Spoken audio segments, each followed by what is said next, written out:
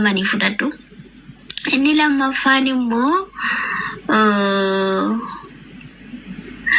seenaan jecha isa fayyadamuu qabdu jette. Okay, fayyadamuu qabu akka ilma namaa tokkotti ta'e sirriidha. Jechi kee fayyadamuu qabu gini ሙሉ ቪዲዮ አይደለም ያየከው ሀፍ ቪዲዮ ነው። እንዴት ነው ሆኖ ነው ይሄ ቪዲዮ ተገጣጥሞ ነው ወይ የሚለውን ነገር ማጣራት ነበረብክ። ተገጣጥሞ አይደለም አይቻለሁ። ላይቭ ላይ ነው ያየሁት። ስለዛ ነው ቪዲዮ ይሰራል። ላይቭ ነው ያየሁት።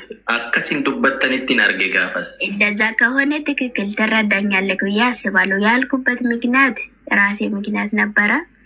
ቃላቶቹንም ሳልፈልግ አንዳንዴ ፓወርፉል ሆነክ የምትጠቀሙ ቃላቶች አሉ አይደለ? ይልክ የሮቶኮቶኮ ሚራ ኬሰ ሴንቴ ጀች ደርበተምቱ ጀች አፋን ኬሰ በው እቲ ኤገኖ ዳኖን ጀድኒ ጀች ሀማ ፊዳ ጁዳ አከስ ተይቲ መሌ ዱጋ ረቢ ዱበቹዳ ፊገራ ኮቲ ነመኘት ያዴ ዋምብራት ያዴት ዩሚቲ ጀች ሰንከነ ጀደ እኒ ለማፋን ሞ ሙርቶን ጋሪ ባየን ነረት ሙርታይ akka social media irratti argu gini seenaan eenyuuni jedhee namni tokko nama tokko gaafachuu ni qaba ture. Miidiyaan garaa jira, waan garaa jira. Seenaan dhuguma jaalala maaliif jibbite, maaliif akkasi jechuu jarbarte, dhuguma abdii kenniteefi turte way mucaa kanarraa. Maybe mucaa kana yuume miira keessa seenanii abdii naa kennite, abdii sii kennite akkas jedhanii. Kuno eebbisaan obboleechi kiyyeessa tokko yeroo sittaasawan jaalalaan sittaasa, si kabajeeta sittaasa,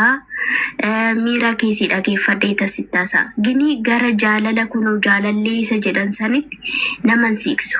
Hanga tokko gini obboloo isa koo jedheetu ilma kiristaanaa tokko taatee fudhannaan sammuun koo itti amani taanan nasobaanaa kijibaa duubatti shira yaadaa isa jedhu sun na biran jiru. Isa kanaaf kan ragaasiis ta'u immoo paaswoordii silkii kiyyaa cimrii, imeelii kiyya cimrii dheeressan irraa qaba. So what? Ana bira rakkinni jiru maybe isaaf hin galle, uummataaf hin galle natti murteessitan okay rakkoon gini booda'oo mucoon kunoo kan jettu yoo dhufee jechi kun maal ishii biratti jechi jedhamte sun akkasi maaliif mucoon tun akkas jette. Namoonni baay'een jecha san fayyadamanii akka qabeenya qabuutitti nama daalanii kun akka maal jedhutti nama daalanii no akkasii miti kenna. Jechitti afaan kiyya keessa baate sun itti yaadamee dun ta'in bakka waanuma jaalalaa kan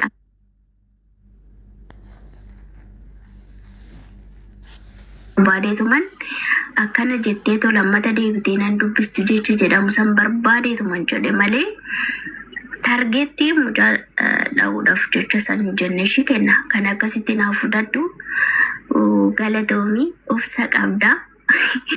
Dhugaa rabbi obsa Abrahaamii fi obsa Iyyoob kennee jira. Eebbifamii ishii. Galatoomii seenaa yaa'u namni indogoggora hundumti keenya amma nama taane bifa nama uffannetti namni kamiyyuu indogoggorre hin jiru. Anillee nan dogoggora, eebbaan illee, jiituun illee namni kamiyyuu indogoggora sii galee. Garuu nama ta'e namni indogoggorre hin jiru. Kan indogoggorre yoo jiraate waaqa qofaadha. Sii galee godhees kan hin gaabbine, raawwatees kan hin gaabbine, raawwatees immoo kan itti hin gaabbine yoo jiraate waaqayyo qofaadha. Amma nama taane bifa nama uffannetti, foon uffannetti hundi keenya dogoggorra. Garuu dogoggoruu caalaa immoo namni akka kootti namni dogoggoruu caalaa dogoggora isaarraa baruu dhiisuudha. Wallaalaa kan isa taasisu. Sii galee dogoggoruun akkuma jirutti ta'e namni kamiyyuu dogoggora. Akkuma addunyaa kanatti namni amantii barbaade haa hordofu, wanta barbaade haa qabaatu, beekumsa amma barbaade haa qabaatu, maa beekumsaan amma barbaade hin ta'in waan barbaade yoo ta'e የሰው ልጅ ይሳሳታል።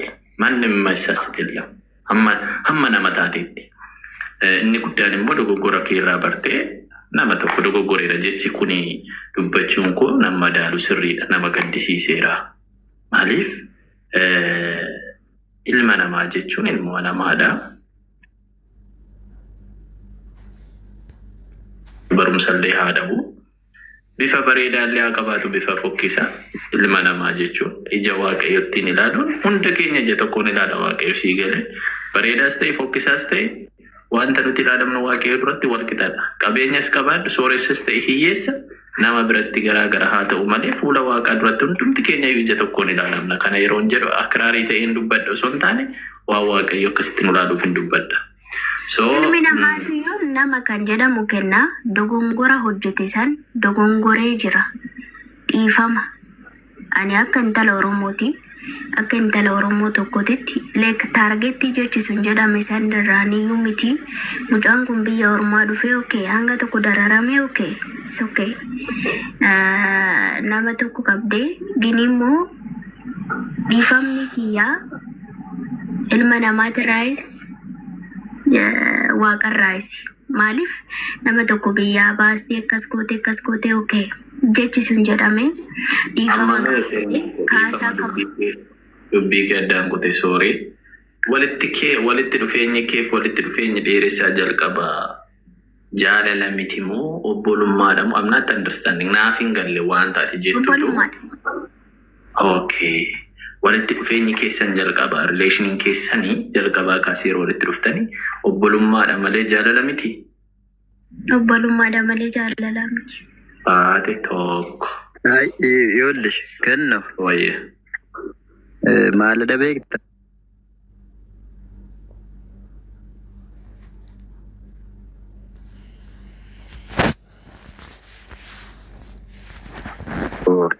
Gadi bee ndee anuu maal jechaa jiruun jedheem baay'ee akkasii so'achaa jiraniiti.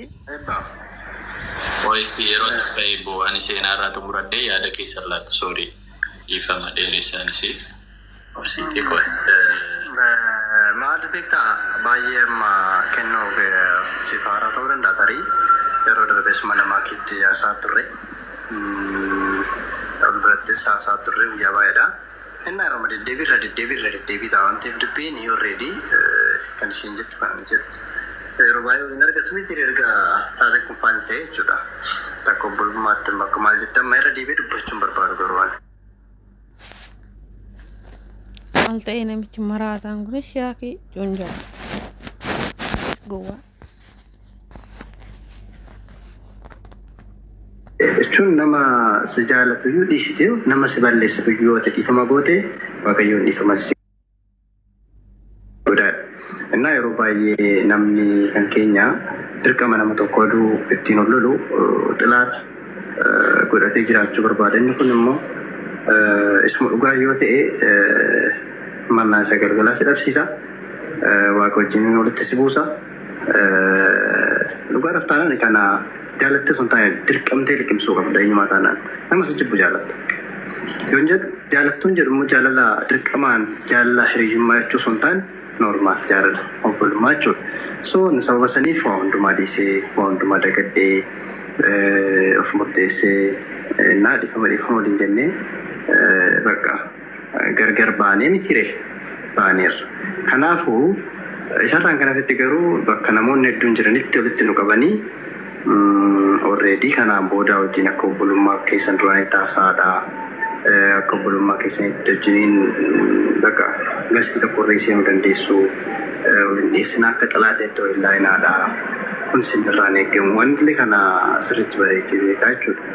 Sarraan kanatti irra deddeebii akka yaalan taaniif malee jalqaba obbolummaan walitti dhufaa turre isaan booda immoo hiriyyummaa keessa gallee wajjin baay'ee haasofnee abdii baay'ee itti kennee taatee hedduu keessa taa'amaa dhufee garuu immoo dubbiin isaa immoo deebi'een taanee already kanuma kalaas inni darbee haala sana waan ta'eef amma irra deebi'ee waan baay'ee hoggaan dubbadhe yeroos nuun ga'u miidiyaatti illee yaada kan kenne daqiiqaa 30 jira ture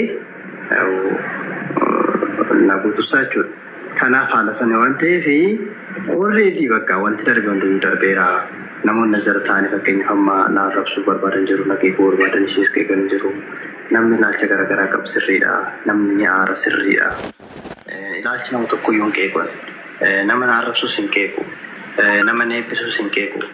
Nama na jechuus hin qeequ. Maal beektaa namni qubni kun shanan isaatiyyuu gargaare. Si yoggaa wanni tokko akka tokkotti sitti mul'ate nama biraatti immoo karaa biraatiin itti mul'ata. An akkasitti naman. Kanaaf kan biroo immoo ofitti amanamummaa mataa kiyyatan qaba. Ofitti amanamummaa mataa kootiin qaba. kana haala saniidha waan ta'eef kennaa galatoomii hoggaan dheeressa dhiifamaa xumureera. Rakkoon biroo koo yaaliyaa jecha xumuruu keessan hin beeku baay'ee seenaamti nagalchite naan sin caqasaa jira.